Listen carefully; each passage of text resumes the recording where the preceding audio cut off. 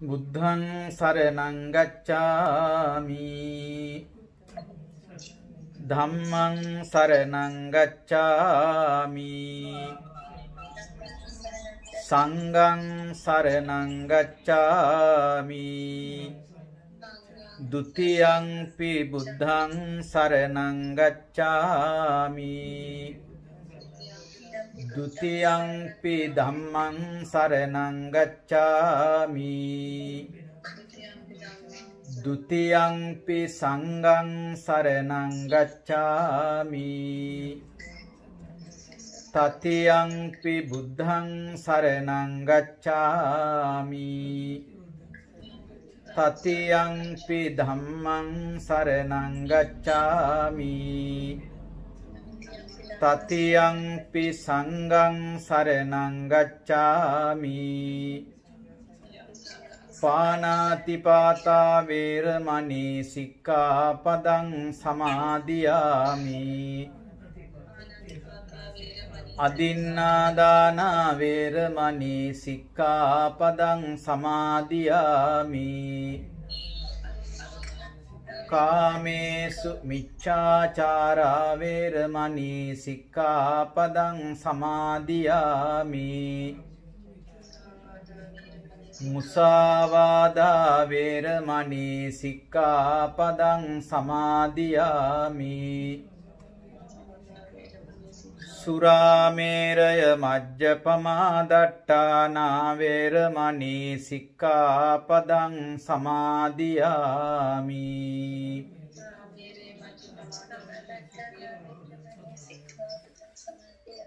අපේ අති ගෞරවනීය නායක හාමුදුරන් වහන්සේගෙන් අවසරයි කාරුණික පින්වතුනි අද දවසේදී ස්කොට්ලන්ත බෞද්ධ විහාරස්ථානයේ වාර්ෂික වස්පින්කම් මාලාවේ බාධක කම්කටොළු මැද එහෙම නැත්නම් මේ කොරෝනා ව්‍යසනකාරී තත්ත්වයක් එක්ක මේ වස්පින්කම් මාලාව පවුලේ උදවිය පමණක් සහභාගී වෙලා අනිත් ඇත්තෝ තාක්ෂණය ඔස්සේ අපට සම්බන්ධ කරගෙන මේ කටයුත්ත සිද්ධ කරන්නට අපි තීරණය කළා. ඒ අනුව අද දෙවනි දවස පින්නතුනේ අද සුනිල් සිරිවර්ධන මහත්මයාත් ඒ වගේම රංගනීය සිරිවර්ධන මහත්මියත් මේ පින්කමේ දායකත්වයේ බාරගෙන කටයුතු කරනවා. සංජු සිරිවර්ධන ඒ වගේම රොහෙල් සිරිවර්ධන කියන රොෂෙල් සිරිවර්ධන කියන ඒ වගේම සචී සිරිවර්ධන කියන දරුවනොත් නේද? ඒ සියලු දෙනාම එකට ඒකරාශී වෙලා අරමුණු කීපයක් ඇතිව ඒ පාරමී පුතුට පින් අනුමෝදන් කරවීම දෙමව්පියන් වන පියදා සිරිවර්ධන මහත්මයාට මෑණියන් වන සෝමා සිරිවර්ධන මහත්මිය ඇතුළු පිරිසට ඒ වගේම කේ.පී. ගුණරත්න මහත්මයාට පියතුමාණන්ට පින් අනුමෝදන් කරවීම ඒ වගේම කේමා ගුණරත්න මහත්මියට දීර්ඝායුෂ ප්‍රාර්ථනා කිරීම කියන අරමුණු ඇති කරගෙන තමයි අද මේ පින්කමට දායකත්වයේ බාරගෙන කටයුතු කරන්නේ. ඒ අරමුණු හිතේ තබාගෙන අපේ උදාර මේ ගිලන්පස බුද්ධ පූජාව බෝධිද්‍රම රාජයන් වහන්සේ උදෙසා කරනු ලබන පූජාවන් සියල්ලක්මත් ඊ타ත්ම ගෞරවයෙන් යුක්තව මේ සන්ධ්‍යා කාලේ සිද්ධ කරනවා. පූජා වේවා අපේ වන්දනාව සිද්ධ වේවා කියන හැඟීම ඇති කරගෙන හැමදෙනාම බුද්ධ වන්දනාවන් සිද්ධ කරමු මාත් එක්ක.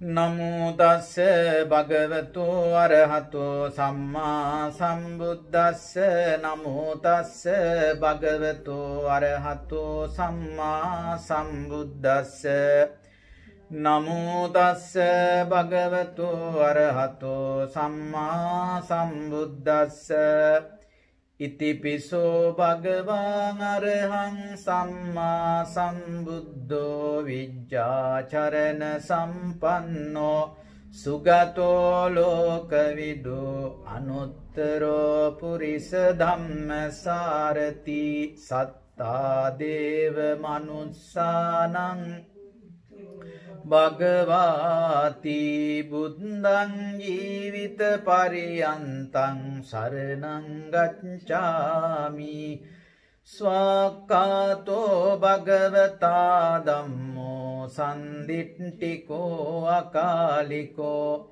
ඒහි පස්සිකෝ මෝපනයිකෝ පච්චත්තං වේදිතබ්බෝ විඤ්ඤෝහිති ධම්මං ජීවිත පරියන්තං සරණං ගච්ඡාමි සුපටිපන්නෝ භගවතෝ ශාවක සංඝෝ උජුපටිපන්නෝ භගවතෝ ශාවක සංඝෝ ඥායපටිපන්නෝ භගවතෝ ශාවක සංඝෝ සාමීචි පටිපන්නෝ භගවතෝ ශාවක සංඝෝ යතිදං චත්තාරි පුරිස යුගානි අට්ඨ පුරිස පුංගලා ඒස භගවතෝ ශාවක සංඝෝ ආහුනේයෝ පාහුනේයෝ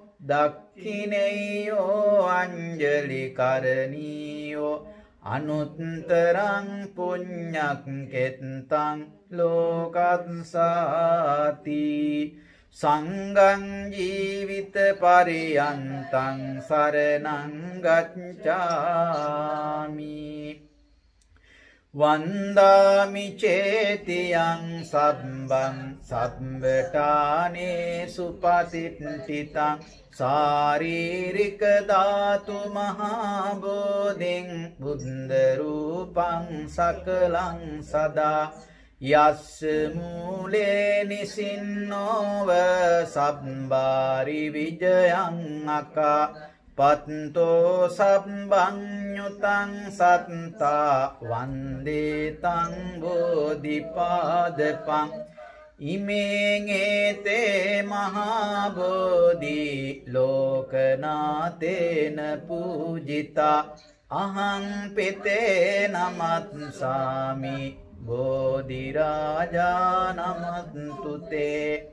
ඉන්දනීල වන්න පත්ත සේත කන්ද බාසුරං සත්තු නෙත්ත පංකජාහි පූජිතංග සාසදං අංග බෝධි නාම වාම දේව රුක්ක සන්නිභං තං විශාල බෝධිපාද පන්නමාමි සම්බදා මං කිව්වට පස්සේ කියන්න මාගේ අමාමෑණියෝ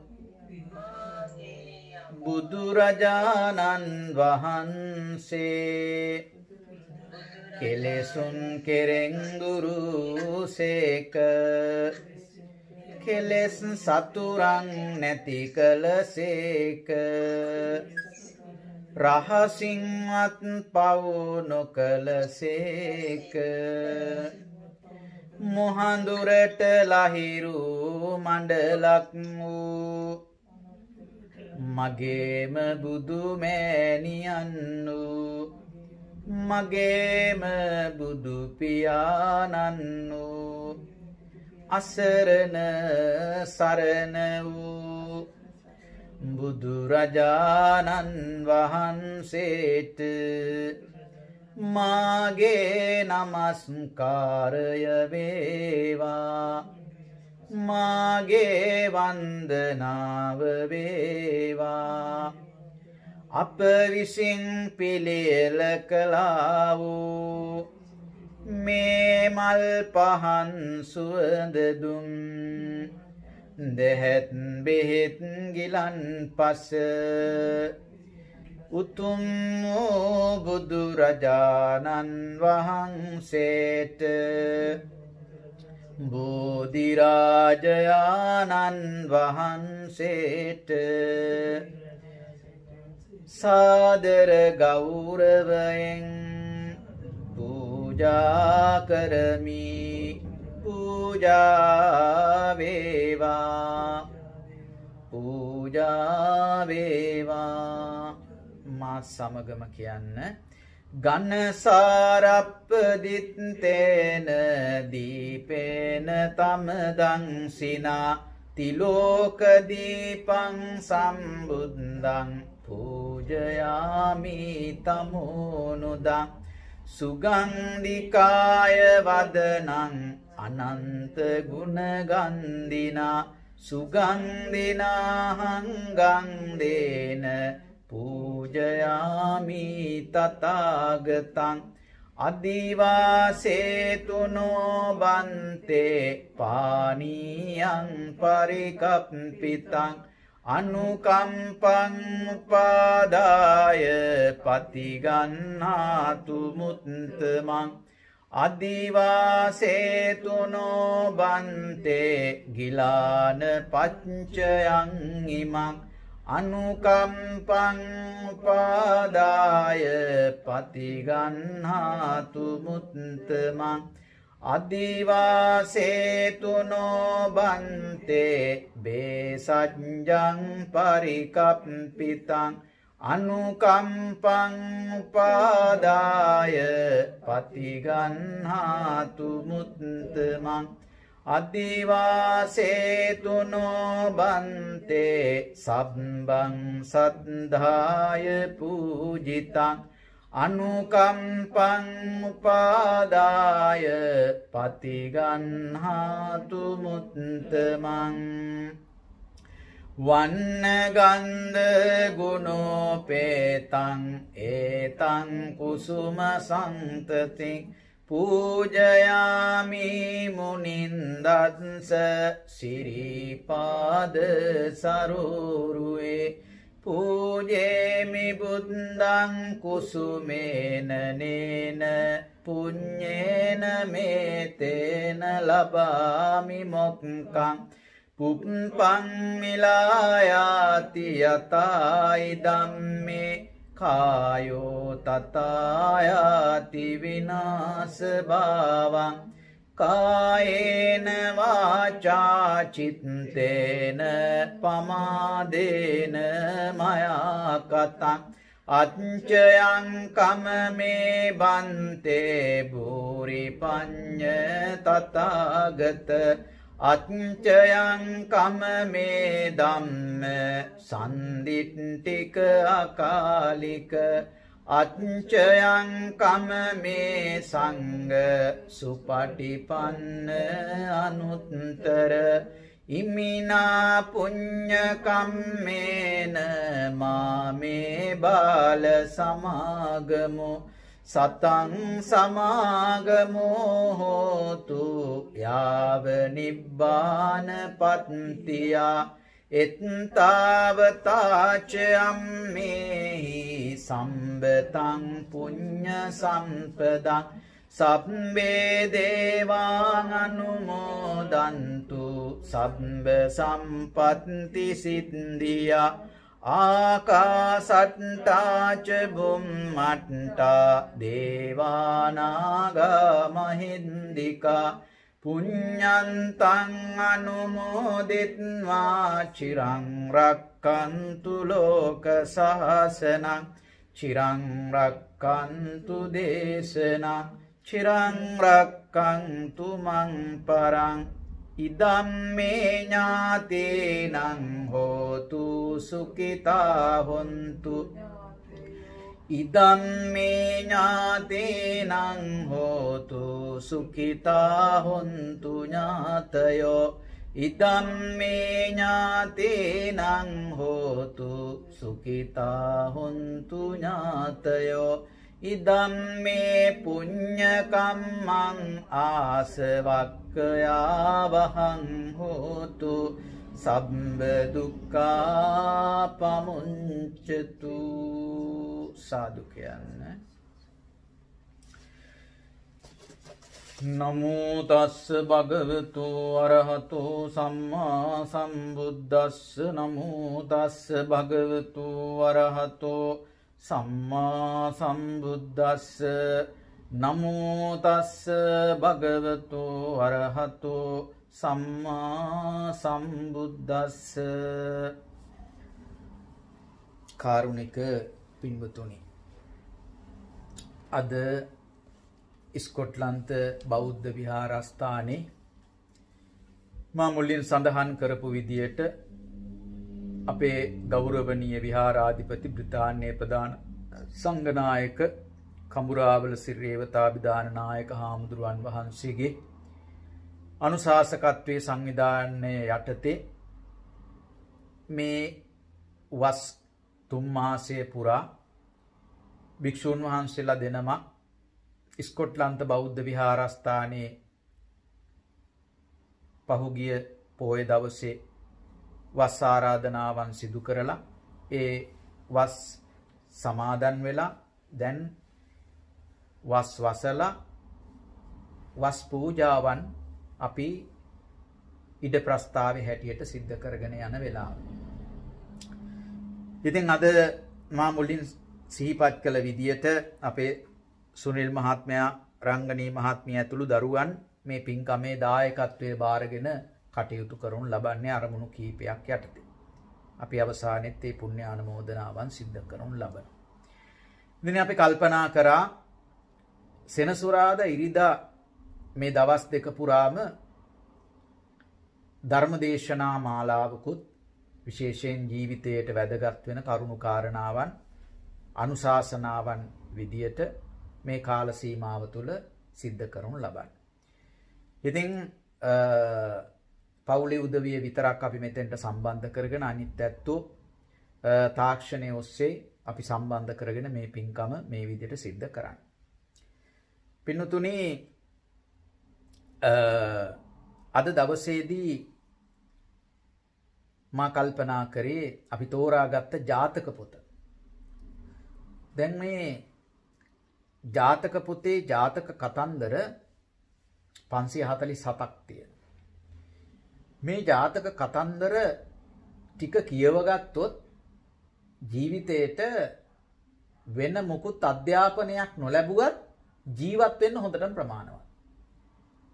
මට මතකයි මාටින් වික්‍රමසිංහ මහත්මයාත් එක් අවස්ථාවක සඳහන් කළා ජීවිතයේ සම්පූර්ණත්වයට පත් වෙන්න මේ ජාතක කතා භාවිතය ඉතාමත්ම වැදගත්. හැබැයි අපි කතන්දර ඕන තරම් කියවනවා. සාමාන්‍යයෙන් කතන්දරයක් කියවුවට ඒ කතන්දරේ කියව ගන්න ආකාරය මත තමයි ඒක අර්ථාන්විතද නැද්ද කියලා තේරෙන්නේ. අපි ඕනම කවියක් කිව්වත් කතාවක් කිව්වත් පුංචි සිදුවීමක් අපි දැනගත්තත් ඒක අපි අපේ ජීවිතයට ඇතුල් කරගන්නා සහ අපි ඒක වින්දනය කරගන්නා වූ විදිය මත තමයි ඒක ධර්ම කාරණාවන් ඒක ඇතුලේ තියෙනවා නම් ජීවිතයට අර්ථය සපයන කාරණාවන් තිබෙනවා නම් ඒ දේවල් අපේ ජීවිතයට ඇතුල් වෙන්නේ. සමහර වෙලාවන් වලදී අම්බලමේ පිනා පිනා වලංකඩක් ගෙනාගෙන ඒක බින්ද පිගුණා ගුණා ඒකට මට hina hina. ඔක ඉතින් නිකම්ම කියන්නත් පුළුවන්. ඕනනම් කී නටන්නත් පුළුවන්. හැබැයි ඒක ගැඹුරින් කල්පනා කරන්න පුළුවන් කෙනෙකුට තමයි එකෙන් මොනවා හරි ජීවිතයට ඇතුළත් කරගන්න පුළුවන්කම ලැබෙන්නේ. කපුටා සහ කේජු කෑල්ල කතාව කියවනකොට ඔක නිකම් මතු පිටින් කියවන්නත් පුළුවන්. වෙන විදිහකට අපිට කියවන්නත් පුළුවන්. පංචතන්ත්‍රයේ කතාවක් ගත්තත් කූඤ්ඤේ ගැලවූ වඳුරා කතාව කියවුවොත් එහෙම ඒක අපිට ඕනනම් නිකන් රසවත් කතන්දරයක්. අනේ වඳුරට වෙච්ච දේ කියලා අපිට නිකන් අවසානයේ හිතන්න පුළුවන්. ජාතක පොතත් ඒ විදිහයි. අපි කියව ගන්න ආකාරය මත තමයි එකෙන් ජීවිතයට යමක් ලැබෙනවද? ඒක ධර්මයක් බවට පත් වෙනවද? එහෙනම් වෙන මොනවා හරි අර්ථයක් අපිට සම්පාදනය කරගන්න පුළුවන්ද කියන එක තීරණය වෙන්නේ. ඒ අනුව ජාතක කතා පොත පින්වතුනි අද ටිකක් අපිට කාල වේලාව පුංචි මේ තාක්ෂණික කටයුතුත් එක්ක ටිකක් එහෙ මෙහෙ වුණ නිසා ඒ තාක්ෂණික කාල සීමාවකුත් තියෙනවා අපිට. ඒ කාල සීමාව ඇතුලේ මේ කටයුත්ත ඉවර කරන්න ඕන නිසා මම වෙනත් දවසක මේ ජාතක පොත පිළිබඳවත් ටිකක් වැඩිපුර කතා කරන්න බලාපොරොත්තු වෙනවා. මම අද දවසේදී අපන්නක ජාතකය කියලා කියන්නේ මේ ජාතක කතා පොතේ තියෙන මුල්ම ජාතකය. මේ ජාතක කතාව බුදුහාමුදුරුවෝ දේශනා කරන්නට හේතු වෙන්නේ අනේපිඩු සිටුතුමන්ගේ යාළුවෝ 500ක්. යාළුවෝ 500 දෙනා බුදුහාමුදුරුවෝ දකින්න එනවා. බුදුහාමුදුරුවෝ දකින්න ඇවිල්ලා බුදුහාමුදුරුවෝ පිළිබඳ පැහැදිලා තුනුරුවන්ගේ සරණ යනවා. ඊට පස්සේ ඔන්න ටික කාලයක් ගිහිල්ලා බුදුහාමුදුරුවන්ටත් ධර්මචාරිකාවේ දෙන්න වෙනවා. අනේ පිටිසිටුතුමන්ටත් මේගොල්ලන්ව නැවත විහාරස්ථානයට එක්කගෙන එන්න අවස්ථාව ලැබෙන්නේ නැහැ. කොහොම ගිහිල්ලා අර යාළුවෝ ටික ආපහු පාරක් මිත්‍යා දෘෂ්ටික පැත්තට වැටුණා. දැන් අපිටත් වෙන කාරණාවක් තමයි උතන කියලා තියෙන්නේ. අපි ඕනෑම දෙයක් දිහා ඉක්මනින් බලලා ඉක්මනින් හිත පහදව ගන්න උදවිය. කෙනෙක්ගේ ගමනට, කෙනෙක්ගේ කතාවට, කෙනෙක්ගේ විලාසයට අපි හරි ඉක්මනින් පැහැදෙනවා. ඒ පැහැදිලා සමහර වෙලාවන් වලදී ඒක ඉතා ඉක්මනින් නැති වෙලා යනවා. ශ්‍රද්ධාව කියන කාරණාව එහෙම එකක්.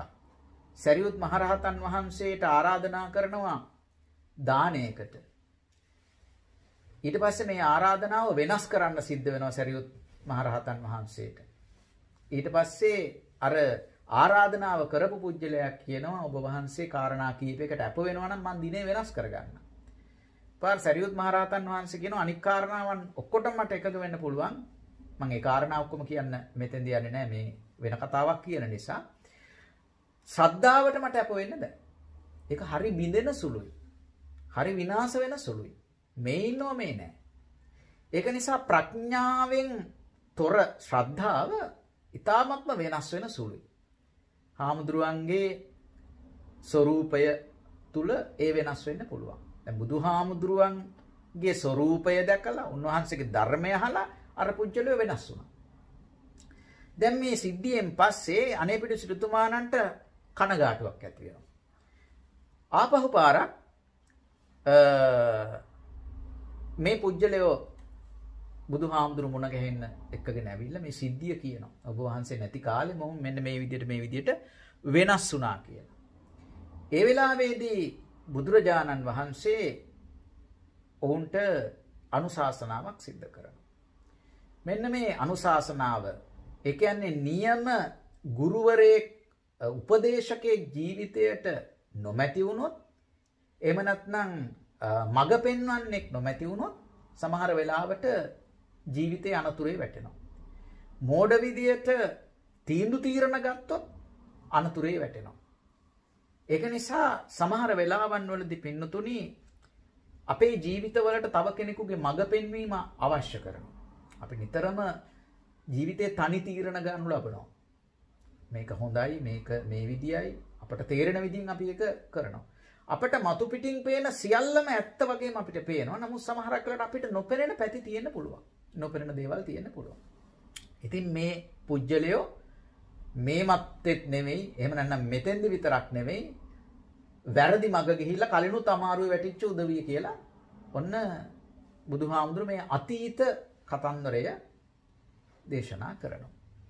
මේ කතාවට අනුව එක්තරා වෙළඳ පුත්‍රයෙක්, ඒ කියන්නේ බෝසතාණන් වහන්සේ. ඔහු බොහොම කාරුණිකයි, ප්‍රඥාවන්තයි, කාර්යසූරයි. ඔහුට තමන්ගේ වෙළඳාම කරගෙන යාම සඳහා කරත්ත 500ක් සූදානම් කරගත්තා. ඒ වගේම තවත් ඒ නගරේ තව පුජ්‍යලෙක් හිටියා. මෙයාට වඩා ටිකක් වෙනස්. ජාතක කතා කරුවා කෙලින්ම ඒ පුජ්‍යලයා දුර්වල කෙනෙක් විදියට හඳුන්වනු ලබනවා.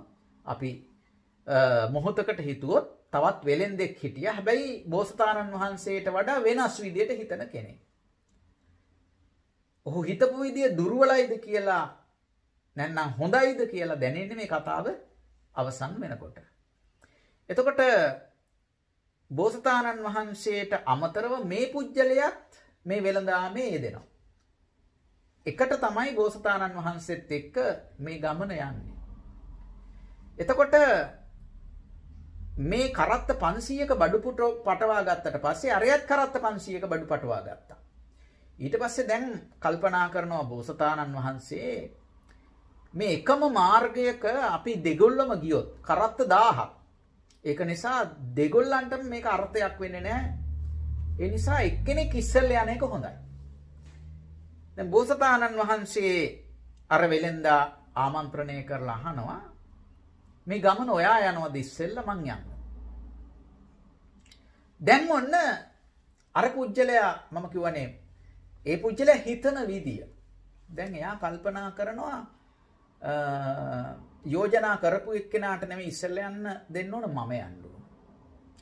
හැබැයි ඇයි මං ඉස්සෙල්ලා යන්නේ? මං ඉස්සෙල්ලා යන්න මෙන්න මේ හේතු සාධක. මොනවද? කරත්ත ගිහිල්ලා නොකැඩිච්ච පාරක මට ඉස්සෙල්ලා ගියන් පස්සේ යන්න පුළුවන්. ඒ නිසා මං පළමුවෙන් යනවා. දැන් මොහුට පස්සෙන් ගියොත් එහෙම මොහුගේ කරත්ත රෝද වලට කැඩිච්ච පාරේ අපිට යන්න වෙන්නේ. ඊට වැඩිය හොඳයි අපි ඉස්සෙල්ලා යනවා. ඊට පස්සේ කල්පනා කරනවා හොඳ තනකොළ තියෙනවා හරක්ට කන්න. තනකොළ හොඳට තියෙනවා. ඒක නිසා හරක්ට හොඳට කන්න දෙන්න පුළුවන්. ඒ නිසා මං ඉස්සෙල්ලා යනවා. ඒ වගේම අපිට කන්නත් කොළ පලා වර්ග පළතුරු ඕන තරම්. දැන් තව 500ක් කලින් ගියොත් එහෙම අපිට නැති වෙනවා. ඒ නිසා අපි ඉස්සෙල්ලා යනවා. ඊළඟට හොඳ වතුර අපිට හම්බ වෙනවා. ඒ නිසා මං ඉස්සෙල්ලා යනවා. ඊළඟට එහාට ගෙනිහිල්ලා බඩු අපිට කැමති මිලකට විකුණන්න පුළුවන්. ඒ නිසා මං ඉස්සෙල්ලා යනවා. කියලා හිතලා තීරණය කරලා කියනවා මම ඉස්සෙල්ලා යන්නම්. හොඳයි. බෝසතාණන් වහන්සේ කල්පනා කරනවා පසුව යෑමේ ආනිසංස. මේ මෝඩ පුජ්‍යලයා ඉස්සෙල්ලා යන තීරණය කරා එයාට දැනිච්ච වාසියක්. දැන් කල්පනා කරනවා ඒකෙම බලන්න ප්‍රතිවිරුද්ධ විදියට කල්පනා කරනවා. එහෙම නැත්නම් එහෙම වුණාට පස්සේ ලැබෙන වාසි පිළිබඳව කල්පනා කරනවා. මොනවද හිතන්නේ? දැන් මෙයා මුලින්ම යන පුජ්‍යලයා වලවල් තිබුණොත් මේ පාර හදාගෙන යන්න ඕන. අපිට ආපහු පාර හදන්න වෙන්නේ නැහැ. වලවල් ගොඩ කරන්න වෙන්නේ නැහැ. අපිට මෙයාගේ කරත්ත රෝද පාර තියෙන පාරෙම කිසි කරදරයක් නැතුව යන්න පුළුවන්. ඊළඟට කල්පනා කරනවා දැන් ගියාට පස්සේ මේගොල්ලන්ට කන්න හම්බ වෙන්නේ හොඳට මෝරපු තනකොළ මේ සත්තුන්ට කන්න හම්බ වෙන්නේ. අපි යනකොට මේගොල්ලෝ මොකද මේ පැයක දෙක ගමනක් නෙවෙයිනේ. මාස ගාණක් යන කාන්තාර පසු කරගෙන යන ගමනක් මේක. එතකොට මම පස්සේ යනකොට අලුතෙන් ආපහු ලාතන වැවිලා. එතකොට මගේ හරක්ට හොඳ අලුත් ලාතනකොළ කන්න පුළුවන්. පලාකොළ වර්ගත් එහෙමයි. අපේ අනුභවයටත් අලුත් පලාකොළ වර්ග ලබා ගන්න පුළුවන්. ඊට පස්සේ මේගොල්ලන්ට ගිහිල්ලා ලින් කපන්න වෙනවා වතුර හොයන්න. මේගොල්ලෝ කපාගෙන වතුර බීපු ලින් වල පිරිසිදු වෙච්ච වතුර අපට බොන්න පුළුවන්. ඊළඟට මේගොල්ලෝ ගිහිල්ලා කැමති ගණන් වලට බඩු විකුණනවා. එතකොට භාණ්ඩයක මිල කීම පාරිභෝගිකයෙකුට ඒක සමහරක් වෙලාවට එයා අප්‍රසාදයටපත් වෙන්න පුළුවන්. මං දෙවනි වතාවේ ගිහින් පළවෙනි පුජ්‍යලයාගේ ගාන කියනකොට ආරයත් මේ ගානට දුන්නේ කමක් නැහැ මේ ගාන සාධාරණයි කියලා ඒ පුජ්‍යලයා බඩු ගන්නවා. ඒ නිසා ඔවුන්ගේ මානසිකත්වයක් තේරුම් අරගෙන මට මගේ බඩු ටික විකුණන්න පුළුවන්. ඔන්න පසුව යෑමේ ආනිසංසය කල්පනා කරා. දැන් බලන්න පුජ්‍යලයක් බුද්ධිමත් වීම කියන කාරණාව. Tamanට අහිමි වෙන දේ තුල පවා Tamanට ලැබෙන දේ පිළිබඳව තක්සේරුවක් කරන්න පුළුවන් පුජ්‍යලෙක්. එතකොට ඒ නිසානේ අපි ගොඩක් වෙලාවන් වලදී අපේ කීම තියෙන්නේ අපායට ගියත් ඉස්සෙල්ලා යන්න ඕනේ කියලා නේද? අපායට ගියත් ඉස්සෙල්ලා යන්න ඕනේ කියලා. නමුත් දැන් මේකේ තියෙන්නේ ඒකේ අනිත් පැත්ත. නේද?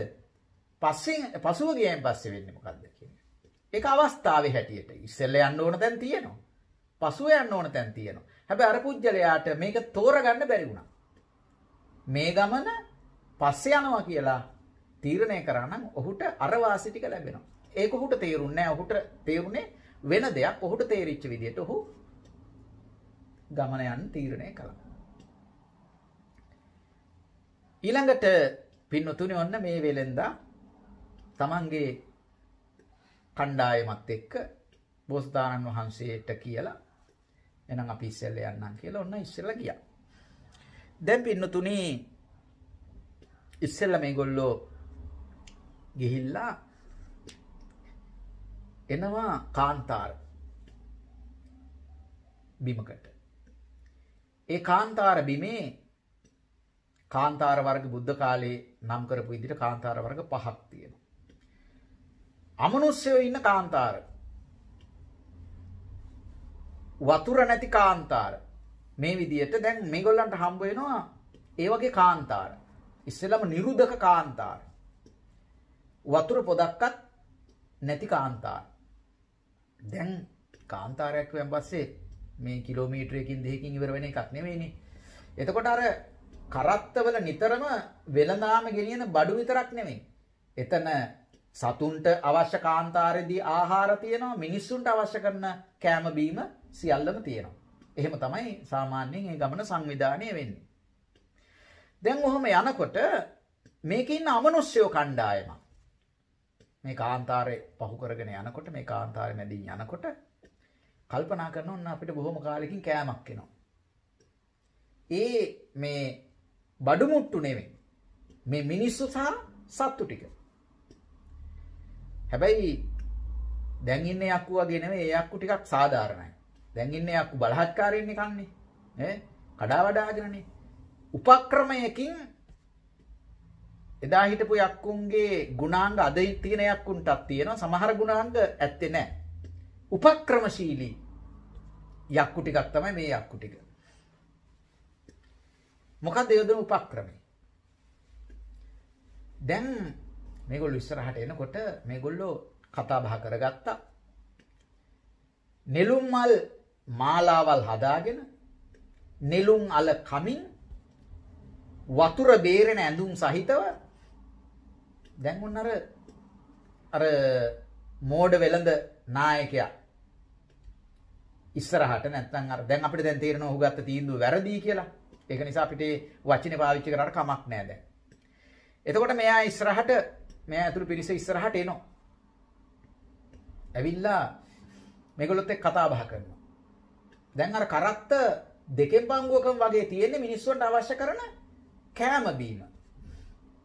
සත්තුන්ට අවශ්‍ය කරන කෑම බීම. ඊට පස්සේ අහනවා මේ ඔයගොල්ලෝ කොහෙද යන්නේ? මේ වෙළඳාම යනවා මේ. ඉතින් ඇයි මෙච්චර මේ බලන්න ගොන්න කොච්චර මහන්සිලා දැන් මේ අර පේන්නේ නිල්ල. අර ඉස්සරහා පේන්නේ සම්පූර්ණයෙන්ම කියලා පෙන්නන කඳු වැටියාය. දැන් ඔවුන්ගේ ඇඟේ වතුර. ඉතින් ජලය තියෙන ඔය දැන් ඔක්කොම මේ අඩු කරන්න. බොරුවට මේ වතුර උස්සන් යන්නේ ඇයි? මෙහෙම අරන් යන්න එපා. අපරාධයක් නේ. ඉතින් අර අන්න නායකයා කියන පුජ්‍යලයා. එතෙන්දි මෙයා අනිත් අයට උපදෙස් දෙනවා ඔය ඔක්කොම ටික අයින් කරන්න. වතුර අයින් කරන්න. දැන් මේ පේනවනේ මේ නෙළුම් අල කකා නෙළුම් මල් අතින් අරගෙන වතුර වැක්කිරි මේ තෙත බේරි මේනේ මිනිස්සු ආයි මේ ඉස්සරහා පේන්න වතුර තියෙන අපරාධ නිකන් බොරුවට මොකද මේ වතුර උස්සන් යන්නේ කියලා ඔක්කොම කරත්තවල තිබිච්ච වතුර අයින් කළා. පින්නතුනි එතනින් පස්සේ දැන් යක්කුවේ පණිවිඩය කියලා යක්කුන්ගේ ස්වරූපෙන් නෙමෙයි. ඉතින් කෙනෙක් මනුස්ස ස්වරූපයෙන් මේගොල්ලන්ව දැක්කේ. මිනි කන මනුස්ස කොට්ටාසයක් කියමුකෝ. එතකොට දැන් ඔන්න ඉස්සරහට යනවා නෑ ඔය කියන වනාන්තරේ හම්බ වෙන්නේ නෑ. වතුර නෑ. ඔන්න හරක්ට සම්පූර්ණයෙන්ම වතුර තිබ්බා. ඉන්ට යන්න විදියක් නෑ. උන් ඊට පස්සේ දැන් ඇඟට පණ නෑ. මිනිස්සුන්ට වෙහෙසයි. අපි මැරෙන මොහොතෙත් ඉල්ලන්නේ වතුර පොදක් නේද? කන්න ටිකක් පාන් කෑල්ලක් එහෙම නැත්නම් වෙන මොනවා හරි දෙයක් නෙමෙයි වතුර පොදක් ඉන්නේ. එතකොට මේ පිපාසය කියන එක දරා ගන්න බෑ. ලෝකේ ජලය අහිමි වුණොත් එහෙම අපිට මොකද වෙන්නේ කියන එක අපිට හිතා ගන්න පුළුවන් කමක් නැහැ. ඒ නිසා ඊට ඉක්මනින් මේගොල්ලන් වෙහෙසටපත් වුණා. අනිත් කාන්තාරික මේ ගමන යන්නේ. ඊට පස්සේ එක එක්කෙනා අර හරක් තැනින් තැන වැටුණා. කලන්තේ දාලා මිනිස්සු වැටුණා. ඔන්න අර යක්කු ටික ආපහු ඇවිල්ලා මේගොල්ලන්ව ආහාරයට ගත්තා. ඊට පස්සේ දැන් බලනවා බෝසතාණන් වහන්සේ මොකක්ද දැන් කාලේ ඒ සිද්ධිය එතනින් ඉවර වුණා. බෝසතාණන් වහන්සේ දැන් බලනවා යුතුයකමක් තියෙනවා අර පුජ්‍යලේ ආපහු ආවට පස්සේ පය දැන් මගේ ගමන යන්න ගිහින් ආවට පස්සේනේ මම යනවා කියලා කිව්වේ. මාස 3කටත් වැඩි කාලයක් ගියා. නෑ. ඊට පස්සේ බෝසතාණන් වහන්සේ තීරණය කළා දැන් ඉතින් මටත් බලාගෙන ඉන්න බෑනේ. දැන් කාලේ හරි. මාත් යන්න ඕන. ඉතින් ඔන්න බෝසතාණන් වහන්සේ තමන්ගේ කණ්ඩායමත් එක්ක අර විදියට යනවා. යනකොට අර යක්කු ටිකට දැන් ආපහු කාලේ හරි ආහාරයකට අර විදියේම උපක්‍රමය යෙදුවා. බෝසතාණන් වහන්සේ මූණ දිහා බලාගෙන ඉඳලා තේරුම් ගන්නවා. දැන් මේ මිනිස්සෙක් නෙමේ කතාව කියන්නේ. දැන් සමහර මිනිස්සු ගේ මූණ දිහා බැලුවයින් පස්සේ අතීතය තුල මේ ওই අංග ශාස්ත්‍රය කියන එක මේක එක විද්‍යාවක්. දැන් පින්නතුනේ අපරාධ විද්‍යාව කියන එකේ තියෙන අතීතය තුල තිබුණා. දැන් ටිකක් ඒ ක්‍රම වෙනස් වෙලා අතීතය තුල තිබුණ මේ මිනිස්සුන්ගේ ඇඟේ පතේ මේ රෝම කූප පිහිටලා තියෙන විදිය මාංශ පේශි පිහිටලා තියෙන විදිය මේ අනුව අපරාධකාරයන්ව අඳුනා ගැනීමේ ක්‍රමවේද. ඒක එනසා විද්‍යාත්මක ක්‍රමවේද තිබුණා. අපිට සාමාන්‍යයෙන් කෙනෙක්ගේ S2 දිහා බලලා අනේ ආරි අහිංසක කෙනෙක් නපුරු කෙනෙක් දුෂ්ට කෙනෙක් ඕ වගේ නිකන් 100%ක් නැති වුණා සෑහෙන දුරකට හිතන්න පුළුවන්කම තියෙනවා. දැන් මෙයාගේ S2 දිහා බලාගෙන හිටු බෝසතාණන් වහන්සේ කල්පනා කරනවා මෙයා කියන්නේ ඇත්තක් නෙවෙයි. එතන SP ගහන්නේ නැහැ. ඒ කතන්දර ටිකකුත් තියෙනවා. අපි ඔය පැත්තකින් තියන්නකෝ. මෙතන මනෝවිද්‍යාත්මක කාරණාවක් තියෙන පුජ්‍යලෙක තේරුම් ගන්න පුළුවන් එයා කියන විලාසෙ මේක ඇත්තක්ද මේක අපිට අවංකවද මේ පුජ්‍යලයා කියන්නේ මේක බොරුවක්ද මේ කියන්නේ මේක ඇතුලේ ගේම් එකක් ගහනවද හීනසරේ අපිට නොදැනෙන්න මේ ආදී විදියට බෝසතාණන් වහන්සේට හොඳට තේරුම් ගන්න පුළුවන් ශක්තියක් තිබුණා. අර කතාව ඇහුවා. කිසි ප්‍රශ්නයක් නැහැ. හොඳයි.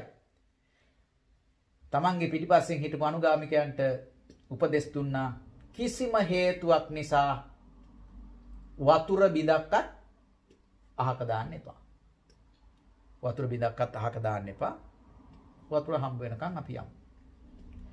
ඒ විදියට ඔන්න යනවා. අනේ අර කිව්වා වගේ මොන වනාන්තරයක්වත් දැන් දකින්න නැහැ. දැන් ඔන්න අර පස්සේ හිටපු අනුගාමිකයෝ ටික එතෙක් තේරුම් අරගෙන හිටියේ නෑ අයියෝ අච්චර මේ නෙළුම් අල කකා මේ වතුර බේරි බේරි ආපු මිනිස්සු මේ අපි මොකටද වතුර අරන් යන්නේ මෙච්චර අපේ මේ නායකයාට මේ එච්චර දැනුමක් නැද්ද තේරුමක් නැද්ද කියලා පිටිපස්සේ කල්පනා කරනවා. හැබැයි අනට කීකරු වෙන්න ඕන. අන්න දැන් තේරෙන පටන් ගත්ත ටික ටික නෑ දෙයියනේ අපේ නායකයා කියපු කාරණාව ඇත්තනේ. නෑනේ වතුර. මොනවත් නැහැනේ. ඊට පස්සේ ඔන්න සෑහෙන දුරක් යනකොට අන්න තැන් වල කරත්ත දකින්න හම්බ වෙනවා. අර බඩු මුට්ටුත් එක්ක වෙලදාන් ගෙනිච්ච බඩු මුට්ටුත් එක්ක යක්කුන්ට ඒව වැඩක් නෑනේ. එතකොට බෝසතාණන් වහන්සේ අනිත් අයට උපදෙස් දෙනවා. ඔන්න අර පුජ්‍යලයාගේ වැරද්ද නිසා. ඇයි නායකයානේ මෙතන වැරද්දුවේ? නායකයා ගත්ත වැරදි තීන්දුව නිසා අනි සියලු දෙනාට අමාරු වැටෙන්න උනා. කරත්ත දක්කගෙන ගියපු 500ක් දෙනා එතන හිටියා. තව සේවකයෝ ඉන්නට ඇති. ඊළඟට ඒ කරත්ත වල බැඳගෙන ගියපු සත්තු 500ක්. ඒ සියලු දෙනාම විනාශයටපත් වුණා එක පුජ්‍යලේකුගේ වැරදි තීන්දුව නිසා. බෝසතාණන් වහන්සේ අනිත් අයට උපදෙස් දුන්න නිසා ඔවුන්ගේ ජීවිත බේරුණා. ඊට පස්සේ අර බඩු මුට්ටු ටිකක් තමන්ගේ කරත්ත වලට පටවගෙන වෙලඳාම් ගිහිල්ලා ආවා. ඔන්න ඒ අතීත කතාව හමාර කරමින් බෝසතාණන් වහන්සේ වැරදි ආදර්ශ වැරදි ඉගැන්වීම් සහිත පුජ්‍යලෝ ඉන්නවා. ඒගොල්ලන්ගෙන් ප්‍රවේශම් වෙන්න ඕන ආකාරය අර අනේපිඩු සිටුතුමන්ගේ යාළුවෝ ටිකට අවබෝධ වෙනවා. ඒ වගේම නියම ධර්මයේ කොතනද තියෙන්නේ යහපත් දේ කුමක්ද කියන එක පිළිබඳව තමන්ට තේරුම් ගන්න සවිඥානික බවක් තියෙන්නට ඕන. ඉතින් ඒ කාරණාවන් සියල්ලම තේරුම් ගත්තා, අවබෝධ කරගත්තා. අවසානයේදී අනේපිඩු සිටුතුමන්ගේ යාළුවෝ 500 නැවත වතාවක් තිසරණ සහිත පන්සිල් සමාදන් වෙලා බෞද්ධයන් බවට පත් වෙලා බුදුහාමුදුරන්ගේ අනුගාමිකයෝ බවට පත් වුණා. දැන් ওই කතාව කියවනකොට මම කෑලි මතු කරලා දුන්නා. හිතන්න ඕන දැන්. දැන් ඔක අපිට නිකම්ම කතාවක් විදියට කියවගෙන යන්නත් පුළුවන්. දැන් පින්නතුනි ඉස්සර අපේ සමාජය තුල අපි පුංචි කාලේ අපිට තිබුණේ කතන්දර සාහිත්‍යයක්. ඒ කතන්දර සාහිත්‍යය ඇතුලේ දරුවන්ව සමාජානුයෝජන ක්‍රියාවලිය සිද්ධ කිරීම සඳහා දරුවව සමාජයට මුදා හැරීම සඳහා අම්මලා තාත්තලා පාවිච්චි කරපු එක උපක්‍රමයක් තමයි කතන්දර.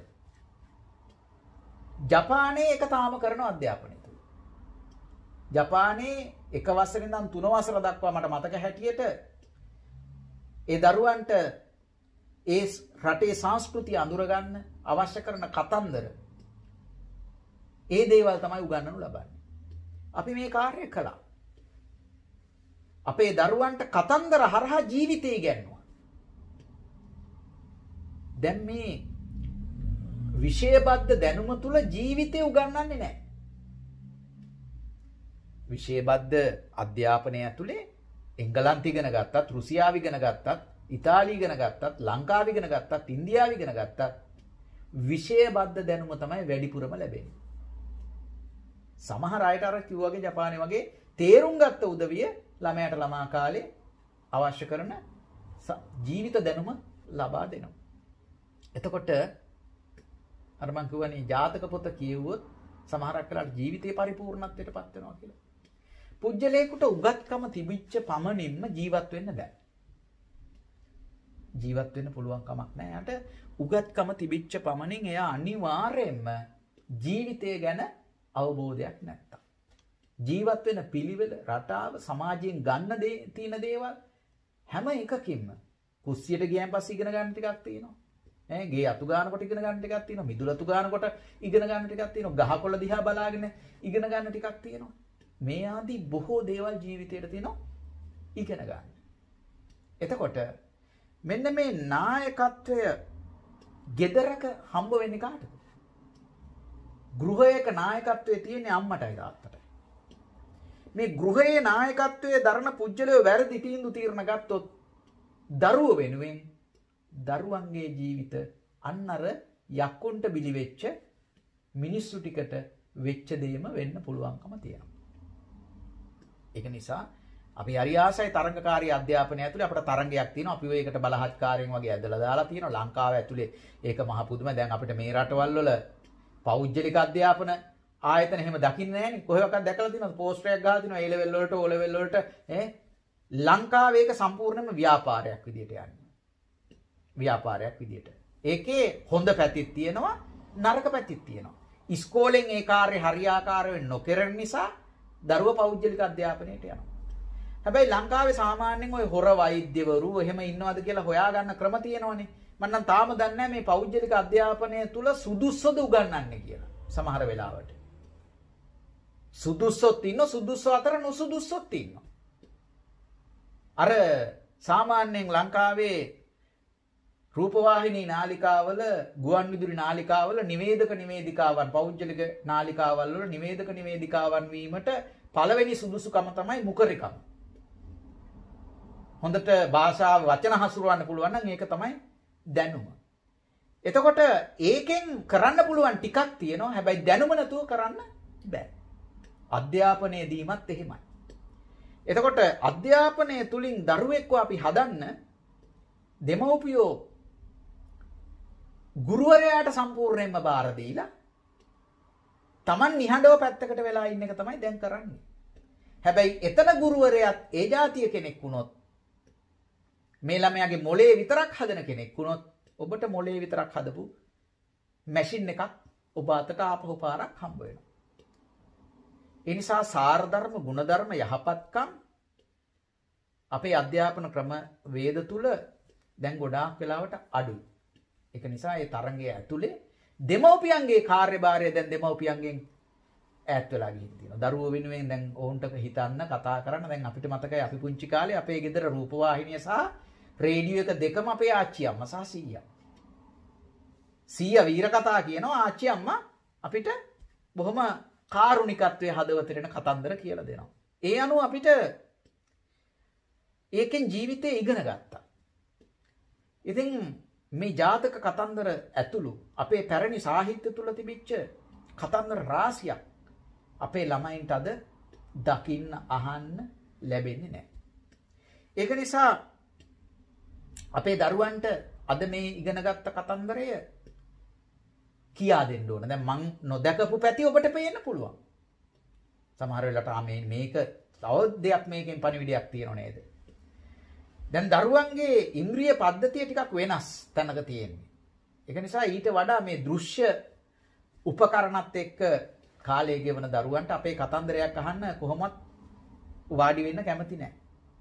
ඒක නිසා ඒව නාට්‍යානුසාරීවවත් පෙන්වන්න දැන් ඊට වඩා වෙන දෙයක් ආකර්ෂණය අපේ සංස්කාරගතව අපි ක්‍රියාත්මක වෙන විදියක් තියෙනවනේ. ඒක අනුව එක එක ආශාවල් අපි උපතෙන්ම අපිට තියෙන එක එක කැමැත්තවත්. ඒ අනුව ඒ දේවල් තෘප්තිමත් කරන මාධ්‍යයක් තුල ජාතක කතාවක් අපිට නැවත වතාවක් පෙන්වුවත් ඒක ළමයෙකුට නෑ. මොකද අපි දැන් ඔළුව තොරම්බල් කරලා නේ තියෙන දරුවගේ. ඉතින් ඒක නිසා ඒ දරුවාගේ ජීවිතයට අපි අධ්‍යාපනය ලබා දීමේදී මෙන්න මේ කතන්දර අතීතය තුල පාවිච්චි කළා. අදත් මේක පාවිච්චි කරන්න ඕන. හැබැයි අතීතයේ විදියට නෙමෙයි. ඊට වඩා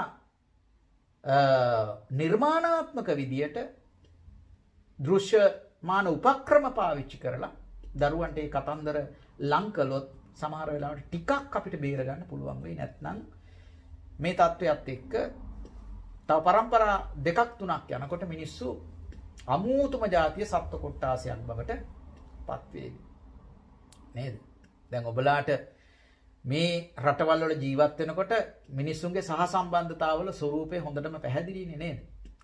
ඒ ස්වરૂපය තුල අපේ දරුවෝ තාම හුරු වෙලා නැහැ ඇත්තටම. ඒක නිසා අපිට ඒ දේවල් වල ඔවුන්ගේ කඩාගෙන වැටීම්. දැන් මේ කොරෝනා කාලේ එංගලන්තයේ තමයි 80%ක් වැඩිපුර ගෘහස්ත හිංසනයේ ස්වාමිවරුන්ගෙන් බිරින්දෑවරුන්ට වෙච්ච ගෘහස්ත හිංසනයේ 80%කින් වැඩි වෙලා කියලා වාර්තා කළා. එහෙනම් මිනිස්සුන්ගේ තියෙන මානසික ආතතිය කියන එක අපිට පැහැදිලි. ඒ මානසික ආතතිය නිර්මාණය වෙච්ච සංස්කෘතික පසුබිමක් තියෙනවා. ඒ සංස්කෘතික පසුබිමට වඩා අපේ ආසියාතික අපේ ලාංකීය සංස්කෘතික පසුබිම වෙනස්. ඒකනේ ඔය සංවර්ධන වේගය සහ සමාජ පරිණාමය පිළිබඳ කතා කරන පුජ්‍යලයෝ කියනවා ලංකාව වගේ රටවල් හිමින් වෙනස් වෙන මිනිස්සුයි. ඒකට පදනමක් තියෙනවා. ඒ අර්ථයේ ඒ සංස්කෘතික පදනම. හැබැයි මේ වේගෙන් මේ වෙනස් වෙච්ච මිනිස්සුන්ට වෙලා තියෙන දේ බැලුවට පස්සේ අපේ අර හිමින් ගමන හොඳයි කියලා හිතන වෙලාවකට ඒකත් දැන් අර නිකන් විකාර කරගෙන අපි තියෙන්නේ. ඒ හිමින් ගමන අර්ථාන්විත වුණා නම් ඒක ඉතාමත්ම වැදගත්. ඉතින් ඒක නිසා පින්නතුනි අපිට පුළුවන් විදියට රේවතනායක හාමුදුරුවෝ මේ දවස්වල ඒ ආනාපාන සති සූත්‍රයෙන් පටන් අරගෙන ඉදිරියේදී ඒ මනස निराවුල පවත්වාගෙන යාම කෙරෙහි බලපාන එක පැතිකඩක් උන්වහන්සේ විග්‍රහ කරගෙන යනවා. මම මේ ජාතක කතා කීපයක් අරගෙන මේ වස් කාල සීමාව තුළ දරුවන්ට මේවා කියා දෙන්න නැවත වතාවක්. ඒ දේවල් ඔබේ ජීවිතයට සමීප කරගන්න හිතන්න දැන් කීපයක් අපිට කතා බහ කරන්න පුළුවන්කම තිබෙනවා. ඉතින් ඒක නිසා පින්නතුනි කාල වේලාවත් එක්ක ගත්තට පස්සේ ඔබ සියලු දෙනාම මේ පින්කමට අද දවසේදී සම්බන්ධ වුණා. ඉතින් මා මුලින් සඳහන් කරපු විදියට මේ කොරෝනා ව්‍යසනකාරී තත්ත්වයක් එක්ක අපි අපහසුතාවයන් රාශියකට ලක් වුණා. මමත් මාර්තු මාසේ ලංකාවට යන්න හිටියේ. මේ ඊයේට මමත් දැන් අවුරුද්දක් වෙනවා මෙහෙට ඇවිල්ලා. ඉතින් මාර්තු මාසේ ගිහිල්ලා ආපහු වස් කාලෙට පුළුවන් වුණොත් එන්නම් කියලා හිටියේ. නමුත් යන්න උනේ නැහැ. ඉතින් අචින්ති තම්පි භවති චින්ති තම්පි විනස්සති. හිතන පතන දේවල් වෙන්නේ නැහැ. නොහිතන නොපතන දෙයක් වෙනවා. ඉතින් ඒක නිසා ඒ කාල සීමාව තුල ඔය ඇත්තෝ අපේ හාමුදුරන් වහන්සේලා දෙනමක් වැඩ හිටියා. අපේ නායක හාමුදුරුවොත් මාත් අපිව තනි කරේ නැතුව මේ කටයුතු සිද්ධ කරා. ඉතින් දානමාන ආදීන් ඔය ඇත්තන්ට පුළුවන් විදිහට සංග්‍රහ කළා. ඉතින් විවිධ අවශ්‍යතා මැද හාමුදුරන් වහන්සේලාත් එහෙමද ඔය ඇත්තොත් ඒ විදිය නේද? ඉතින් මේ දේවල් ලංකාවේ ගත්තට පස්සේ විවිධ ගැටලු වලට මුහුණ පාපු උදවි ඉන්නවා. ඉතින් මේ හැම කෙනෙකුටමත් අපට කරන්න පුළුවන් දේ ආශිර්වාදය හදවතින් නේද? ඒ ආශිර්වාදය කළා ආගමික කටයුතු හරහා ඔබලාට යම්කිසි සුවයක් සැනසීමක් අත්පත් කර දෙයි. ඒ නිසා මේ වස් කාල සීමාව මේ දුෂ්කරතාවයන් කොහොම හරි මැඩගෙන මේ කටයුතු ටික සිද්ධ කරන්න ඕන කියලා කල්පනා කරා. ඒ අනුව අද සුනිල් සිරිවර්ධන මහත්මයාත් රංගනී සිරිවර්ධන මහත්මියත් සචී සිරිවර්ධන මහත්මයා සංජු සිරිවර්ධන මහත්මයා ඒ වගේම රොෂෙල් සිරිවර්ධන මහත්මයා කියන දරුවන් ඒ සියලු දෙනා එකට ඒක රාශී වුණා. ਸਰව ප්‍රකාරයෙන්ම සිද්ධ කරගත්ත උදාාරතර පින්දෙවියන්ට අනුමෝදන් වේවා. දෙවියෝ මේ දායකත්වයේ බාරගෙන කටයුතු කරන ඔබ සියලු දෙනාම ආරක්ෂා කරත්වා ඔබලාගේ ප්‍රාර්ථනාවන් ඉෂ්ට කර දෙන සේක්වා. ඒ කේමා ගුණරත්න මෑණියන්ට දීර්ඝායුෂ සම්පත් ලැබේවා. ඔබගේ සියලු දෙනාටම මේ පින්කමට සම්බන්ධ වෙන ඔබ සියලු දෙනාටම ආශිර්වාදයේ දෙවියෝ සලසත්වා දෙවියෝ ප්‍රාර්ථනීය බෝධියකින් නිවන් සිද්ධ කරගනිත්වා කියලා සාදු කියනවා. ඒ වගේම පාරමී පුතණුවන් මිය පරලොව ගිය අකාලේ ඒ දරුවාටත් ඒ වගේම පියදා සිරිවර්ධන මහත්මයාට ඒ වගේම සෝමා සිරිවර්ධන මෑණියන් ඒ වගේම කේ.පී. ගුණරත්න පියතුමාණන් ඇතුළු වර්ග පරම්පරාවේ මියගිය සියලු නෑයෝ මේ පින් අනුමෝදන් වෙත්වා සැපවත් වෙත්වා සුවපත් වෙත්වා. ඒ වගේම අපේ කමරාවල් ශ්‍රී රේවතාඥාන නායක හාමුදුරන් වහන්සේගේ ආදරණීය පියතුමාණන්ටත් මගේ පියතුමත් ජීවතුන් අතර නැහැ. ඒ වගේම මගේ ගුරු දේවෝත්තමයන්න් වහන්සේ ඇතුළු අපේ මේ විහාර ගණයේ අපවත් වී වදාළ නායක ස්වාමීන්ද්‍රයන් වහන්සේලා ඇතුළු මහා සංඝරත්නයටත් මා මුලින් නම් සඳහන් කරපු අප සියලු දෙනා නමින් මියගිය සියලු දෙනාටත් උතුම් වූ නිවන් සුව පිණිස මේ පින් පාරමී වේවා කියලා ප්‍රාර්ථනා කරමු. ඔබ අප සියලු දෙනාට තෙරුවන් සරණ ලැබේවා, දීර්ඝායුෂ සම්පත් ලැබේවා. අපේ නෑදෑයන්ටත් ලංකාවේ සිටින සියලු දෙනාටත් නිදුක් නිරෝගී සුවපත් භාවය ලැබේවා. ලෝකෙම මේ කොරෝනා රෝගය තුරන් වෙලා ගිහිල්ලා සතුටින් සාමදානෙන් නැවත වතාවක් මිනිස්සුන්ට කටයුතු කරන සියලු ශක්තිය ධෛර්යය වාසනාව ලැබේවා. ඔබ අපි හැම දෙනාගේම යහපත් ප්‍රාර්ථනා බලාපොරොත්තු ඉටු වේවා. නිවන් සුව පිණිස මේ පින්කම පාරමී වේවා කියලා ප්‍රාර්ථනා කරමු. එහෙමනම් අපි පිරිත් සූත්‍රයක සජ්ජායනා කළා. ඔබ සියලු දෙනාටම ආශිර්වාද ප්‍රාර්ථනා කරනවා.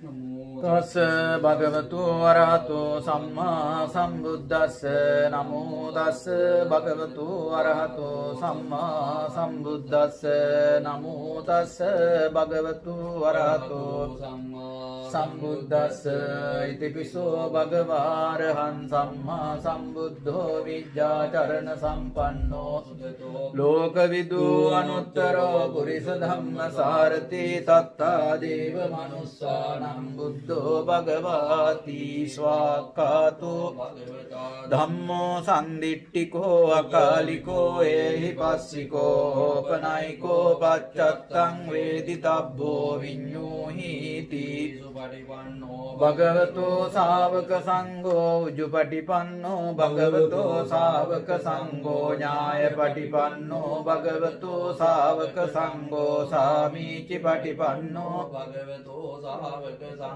යදිදං චත්තාරි පුරිස යුගානි අට්ඨ පුරිස පුග්ගලායේස භගවතෝ ශාවක සංඝෝ ආහුනේයෝ පාහුනේයෝ දක්ඛිනේයෝ අංජලි කරණීයෝ අනුත්තරං පුඤ්ඤක්ඛේතං ලෝකස්සාති ඒතේන සච්ච වජ්ජේන පාතු තං රතනත්තයන් ඒතේන සච්ච වජ්ජේන පාතු තං රතනත්තයන් ඒතේන සච්ච වජ්ජේන පාතු තං රතනත්තයං කරණීය මත්ත කුසලේන යන්තං සන්තං පදං අபிසමෙච්ච සක්කෝ උජුච සුජුච සුවචෝ චස්ස සන්දුස්සකෝච සුභරෝච අප්පගිච්ඡෝච සල්ලව්ක උත්ති සම්තින්ද්‍රියෝච නිපකෝච අප්පගබ්බෝ කුලේසු අනනුගිද්දෝ නච කුද්දං සමාචරේ කිංචයේන විඤ්ඤෝ පරේ උපවදෙය්‍යුං සුඛිනෝ ආකේමිනෝ හොන්තු සබ්බේ සත්තා භවන්තු සුඛිතත්තා ඒකේ ජීවාන භූතත්ති තසාවාතා වරාවානවසේසා දීඝාවායේ මහන්තාවා මජ්ජිමාරස්ස කානුකතුලා දිට්ඨාවා ඒවාද්දිට්ඨා ඒච දූරේ වසන්ති අවිදූරේ භූතාවා සම්භවේසීවා සබ්බේ සත්තා භවන්තු සුඛිතත්තාන පරෝ පරං නිකුබ්බේත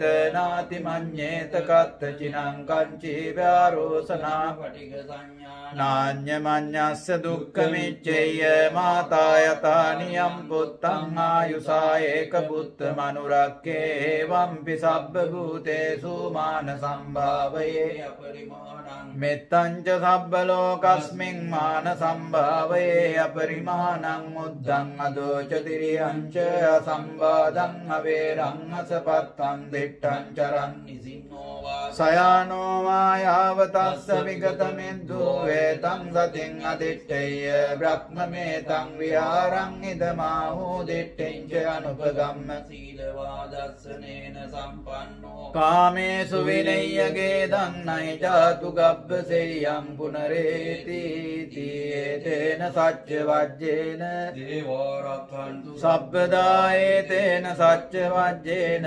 දේවාරක්ඛන්තු සබ්බදායේතේන සච්ච වජ්ජේන දේවාරක්ඛන්තු සබ්බදා සබ්බීතියෝ විවජ්ජන්තු සබ්බ රෝගෝ විනස්සතු මාතේ භවත්වන්තරායෝ සුඛී දීඝායුකෝ භව භවතු සබ්බ මංගලං රක්ඛන්තු සබ්බ දේවතා සබ්බ බුද්ධානුභාවේන සදා සොත්ති භවන්තු තේ භවතු සබ්බ මංගලං රක්ඛන්තු සබ්බ දේවතා සබ්බ ධම්මානුභාවේන සදා සොත්ති භවන්තු තේ භවතු සබ්බ මංගලං රක්ඛන්තු සබ්බ දේවතා සබ්බ සංඝානුභාවේන සදා සොත්ති භවන්තු තේ කසට්ටා ච බුම්මට්ටා දේවානාගා මහිද්దికා පුඤ්ඤන්තං අනුමෝදිත්වා චිරන් රක්ඛන්තු ලෝක සාසනං ආකාසට්ටා ච බුම්මට්ටා දේවානාගා මහිද්దికා පුඤ්ඤන්තං අනුමෝදිත්වා චිරන් රක්ඛන්තු ලෝක සාසනං ආකාසට්ටා ච බුම්මට්ටා දේවානාගා මහිද්దికා පුඤ්ඤන්තං අනුමෝදිත්වා චිරන්